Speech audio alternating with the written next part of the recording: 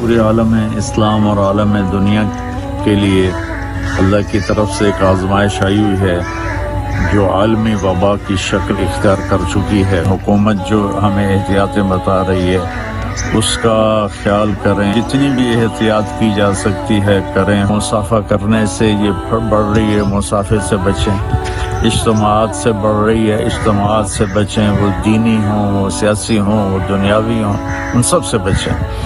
اور ایسے ہی مسجد میں باجماعت نماز سے اگر یہ تکلیف پھیلتی ہے تو اپنے گھروں میں نماز پڑھیں۔ پوری دنیا ایک سنگین صورتحال کی لپیٹ میں ہے، ہم اسے آسان نہ سمجھیں۔